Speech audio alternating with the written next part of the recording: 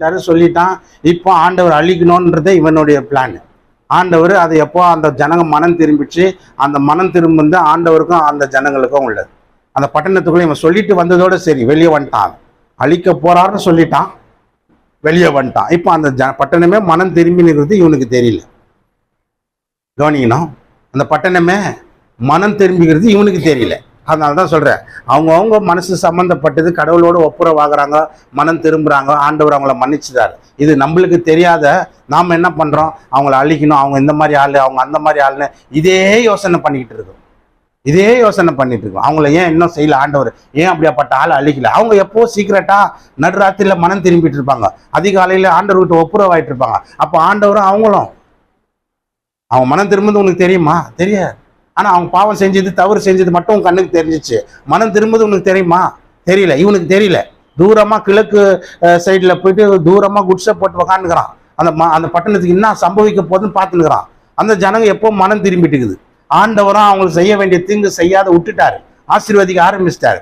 இவன் பாருங்க பிளான் பண்ணி குட்ஸை போட்டு உக்காந்துக்கிறான். இவனுடைய மனம் என்னன்னா எப்படியாவது அதை அழிச்ச தீர்ணுன்ற தீர்மானத்தில் இருக்கிறான், ஒரு உறுதியில் இருக்கிறான்.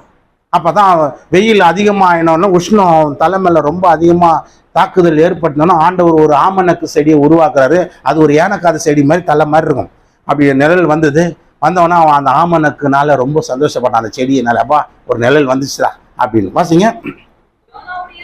யோனாவுடைய தலையின் மேல் நிழல் உண்டாயிருக்கும்.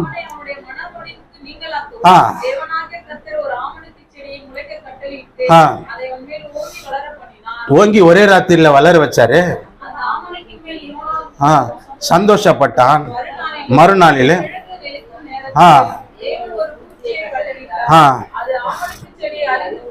அரித்து போட்டது.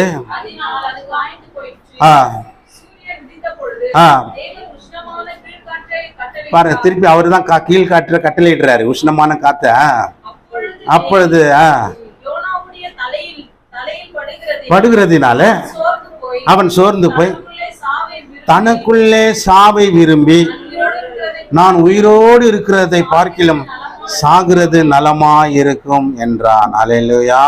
அப்பொழுது தேவன் யோனாவை நோக்கி, நீ ஆமணக்கு நிமித்தம் எரிச்சலா இருக்கிறது நல்லதோ என்றார். அல்லேலூயா. அதற்கு அவன், நான் மரண பரியந்தம் எரிச்சலா இருக்கிறது நல்லதுதான் அப்படின்றான். நான் வாழ்றேன். ஆண்டவர்கிட்டயே கோபமா பேசுறான் பாரு. நம்மளாம் அப்படிதான் சில நேரங்கள்ல ஆண்டவர்கிட்டயே டென்ஷனா பேசிடுறோம். நான் சொல்றேன், ஆண்டவர் சொல்றாரு, அந்த செடி ஒரு ராத்திரில வளர்ந்தது, ஒரு ராத்திரில அழிஞ்சிச்சு, இப்போ அதுக்காக நீ ஏன் எரிச்சல் அடைகிற அப்படின்னு. அதுக்கு அவன் சொல்றான், நான் சாகிற வரைக்கும் எரிச்சலா தான் இருப்பேன் என்ன அப்படின்னு. ஆண்டவர் கொஞ்சம் இடம் கொடுத்தவனா இவன் என்ன பண்றான், ஆண்டவரையே என்ன வா போ அப்படின்னு, சாகிற வரைக்கும் இருப்பேன் எரிச்சலான்றான். அட பாவி, பட்டணமே மனம் திரும்பிடுச்சுடா. நீ தீர்க்கதரிசி, நீ ஏன் மனம் திரும்பாம இருக்கிற? நீ ஒரு தீர்க்கதரிசி, நீ உனக்குள்ள ஏன் பொறாம இருக்குது? உனக்குள்ள எரிச்சல் ஏன் இருக்குது? நீ அந்த பட்டணம் மனம் திரும்பிச்சா, சோத்திரம் கர்த்தாவை, இந்த பட்டணத்தை வாழ வச்சிரு, நன்றின்னு சொல்லிட்டு போய்க்கினே இரு. உன் வேலையை பார்த்து போ, உன் வீட்டுக்கு போ. அதை விட்டு அந்த பட்டணத்தை அழிக்காம விட்டுட்டாரேன்னு சொல்லி இவனுக்குள்ள ஒரே வேதனை, எரிச்சல் அடைகிறான். சொல்றான், இருக்கிறத விட செத்துடலான்றான். இப்போ சாகிற வரைக்கும் நான் எரிச்சலா இருப்பேன் அப்படின்றான். ஒரு ஆமணக்கு செடி போயிடுச்சேன்னு சொல்லி ஃபீல் பண்றான். அப்பதான் ஆண்டவர் சொல்றாரு, ஒரு ஆமணக்கு செடி ஒரு ராத்திரிலேயே தோன்றி ஒரு ராத்திரிலேயே முடிஞ்சு போச்சு, அதுக்கு மேல இவ்வளவு பரிதாபம் காட்டுறியே, 1,20,000 பேருக்கு மேல வலது கைக்கும் இடது கைக்கும் வித்தியாசம் தெரியாத இருக்கிற ஜனங்களுக்காக நான் பரிதாபிக்க மாட்டேனடா அப்படின்னு. ஒரு செடிக்காக இவ்வளவு வருத்தப்படுறிய? அந்த செடி ஒரு ராத்திரில முளைக்குது, ஒரே பகல்ல அரிச்சு போட்டார். ஒன் டே தான், 24 ஹவர்ஸ்ல அது உருவாச்சு மறைஞ்சு போச்சு. இதுக்கு ஃபீல் பண்ற நீ, செடிக்கு ஃபீல் பண்ற, மனுஷனுக்கு நான் ஃபீல் பண்றேன்ற. ஹல்லேலூயா, ஹல்லேலூயா. எதுங்க ரொம்ப பெருசு? செடியா மனுஷனா? அதை தான் ஆண்டவர் யோனா கிட்ட சொல்றாரு. ஒரே ஒரு செடி ஒரே ராத்திரில தோன்றி ஒரு பகல்ல அழிஞ்சு போன செடிக்கு நீ இவ்வளவு வருத்தப்படுற? அதை விட்டு நான் 1,20,000 பேருக்கு மேல லெப்ட் ரைட்டுக்கு வித்தியாசமே தெரியாத ஜனங்க இருக்கிறாங்களே, அவங்க மேல நான் பரிதாபம் படுறான்டா, இதான்டா நான் என்ற. அல்லேலூயா. அப்ப யோனாவை அதுக்கப்புறம் எந்த புஸ்தகத்திலையும் பெருசா பேசப்படல. இயேசுதான் ஒரு இடத்துல சொல்ற புதிய ஏற்பாடுல. அதுக்கப்புறம் யோனாவுடைய பேர் எங்கேயுமே பெருசா பேசப்படல. ஏன்னா அவன் கடைசி வரைக்கும் சாகுற வரைக்கும் எரிச்சலா இருப்பேன்றான். அப்ப என்னன்னா அவனுக்குள்ள அந்த பொறாமையும் எரிச்சலும் அவன் வாழ்க்கையை நல்லா ஆகாத போயிடுச்சு. மனம் திரும்பின பட்டணம் நல்லா ஆயிடுச்சு. எரிச்சலும் பொறாம உள்ளவன் சாகிற வரைக்கும் நான் அப்படியே இருப்பேன். அப்படியே எதுக்கத்தாலும் டென்ஷன், எதுக்கத்தாலும் டென்ஷன், டென்ஷன் டென்ஷன் டென்ஷன், கோபம் கோபம் கோபம், எரிச்சல் எரிச்சல், பொறாம பொறாம, வாழ்க்கையை நல்லா இல்லாம ஆயிடுச்சு. இவ்வளோ பேரை நல்லா ஆசீர்வதிச்சா கடவுள் உன்னை உன் ஒரு ஆள் ஆசீர்வதிக்க மாட்டாரா? நீ மனம் திரும்பல, அப்பவும் எரிச்சல் படுற, அப்பவும் கோபப்படுற, அப்பவும் பொறாமப்படுற. அதை ஏன் அழிகாம விட்ட? அதை ஏன் அழிகாம விட்ட? அல்லேலூயா. இவ்வளோ ஜெபம் பண்ணி நீர் அமைதியா விட்டுட்டீரே ஆண்டவர். அப்புறமா வெளியே வந்தவன மனசுக்குள்ள சரி, அவர் புஸ்தகத்துல இந்த வயசுல இன்ன விதமான மரணத்தினால அவர் மறிக்கணும்னு இருக்குது போல. நம்ம இந்துவா இருக்கும்போது ஒரே வார்த்தை சொல்ற எல்லாம் விதி அப்படின்றோம். கிறிஸ்துவா இருக்கும்போது ஏன் விட்டகை அப்படின்றத கேள்விதான் கேட்டீங்க. சரி, ஆண்டவருடைய புஸ்தகத்துல எழுதப்பட்டிருக்குது போல அவருடைய மரணம் இந்த மாதிரி விதத்திலே அவர் மறிக்க வேண்டியதா இருக்குது போல நினைச்சு எசேக்கியா கூட வந்து சொல்லிடுறாரு மரண டேட்டை. எலியா வந்து சொல்லிடுறாரு, நீ சாக போற, உன் வீட்டு காரியத்தை ஒழுங்குபடுத்திக்கின்றார். அப்போ அவர் பிறப்பும் இறப்பும் தேவனுடைய கரத்தில் இருக்கிறது.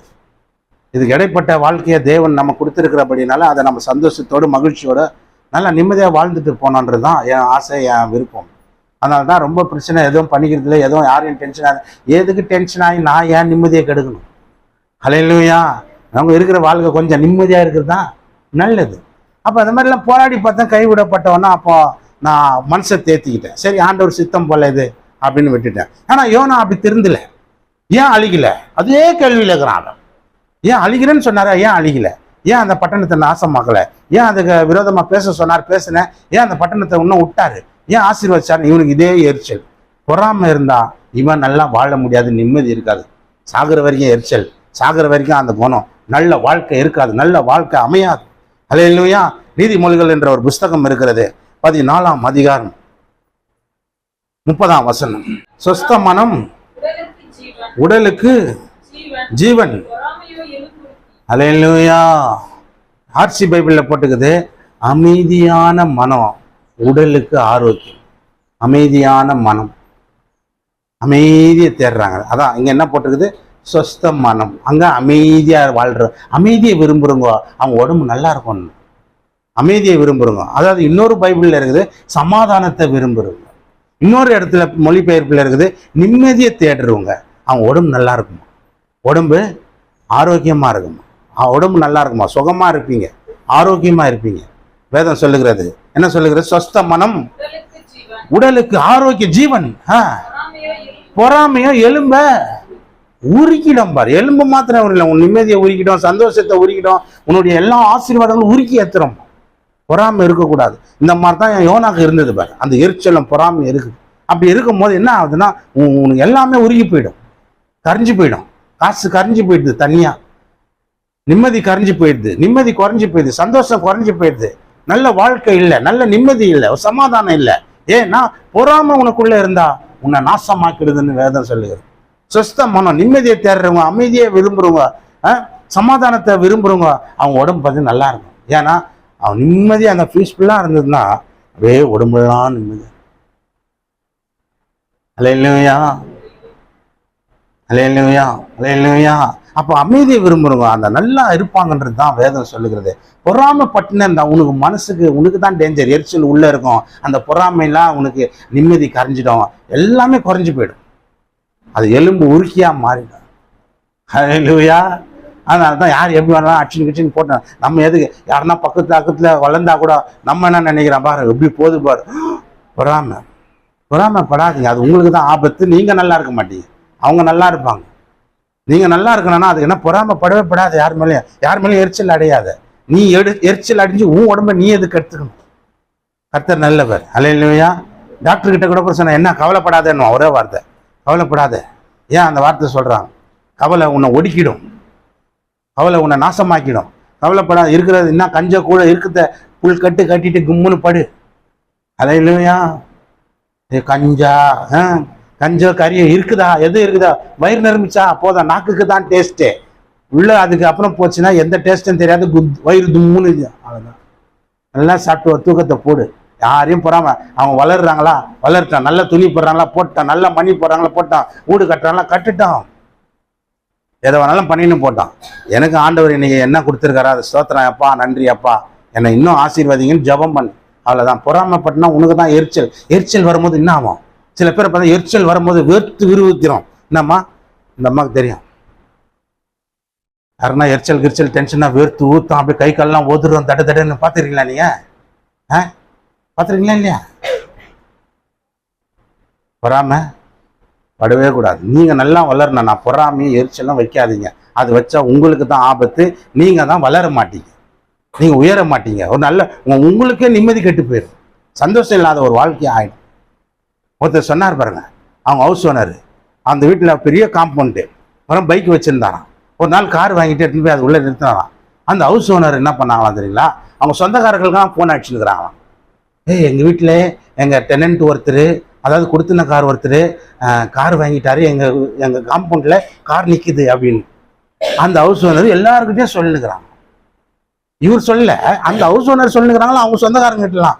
எங்கள் டெனன்ட் ஒருத்தர், எங்கள் கொடுத்துன கார் ஒருத்தர் கார் வாங்கிட்டாரு, எங்கள் காம்பவுண்டில் ஒரு கார் நிற்கிதுன்னு. இது வரைக்கும் அவங்க வீட்டில் காம்பவுண்டில் கார் நின்றதே கிடையாது ஒரு ஹவுஸ் ஓனர். இது இன்னொரு இடத்துல கொடுத்துன்னு தரான். பைக் வாங்கினாராம் பாரு அந்த ஹவுஸ் ஓனர். என்ன பைக்கெல்லாம் வண்டியெல்லாம் வாங்கிட்டான், வசதி ஆகிட்டான் போலுக்குது இந்த பையன். ஒரு ரவுண்டு கொடுத்தானா பாரு இன்ன வரைக்கும். எத்தனை வந்து நிப்பாட்டி எடுத்துன்னு போயிட்டான்.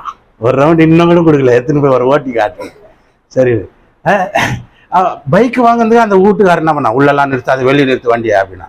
ஏன்னா பைக்கை வாங்கிட்டானா வளர்ச்சி அடைஞ்சிட்டான், பெருசாயிட்டான், வளர்ந்துட்டான், உயர்ந்துட்டான்ற பொறாமப்பட்டான். இன்னொரு ஹவுஸ் ஓனர் வீட்டுக்கு வந்தாங்க. அந்த ஹவுஸ் ஓனர் கார் வாங்குறதுக்கு அவங்க சொந்தக்காரர்கிட்ட எல்லாம் சொல்லுறாங்களாம், சந்தோஷப்பட்டு சொல்றாங்களாம். எங்க கொடுத்துன கார் வாங்கிட்டாங்களே, எங்க காம்பவுண்ட்ல கார் நிக்குதுன்னு அந்த ஹவுஸ் ஓனர் சந்தோஷப்படுறாங்க. அப்பதான் யோசனை பண்ணாங்க, அந்த பைக் வாங்கும் போது ஒரு ஹவுஸ் ஓனர் பொறாமப்பட்டாங்க பாரு. அவங்க தரித்திரம், கஷ்டம், கடன், நிறைய பிரச்சனையில இருந்தாங்களாம். இந்த கார் வாங்கும் போது சந்தோஷப்பட்டாங்க பாரு இந்த ஹவுஸ் ஓனர்.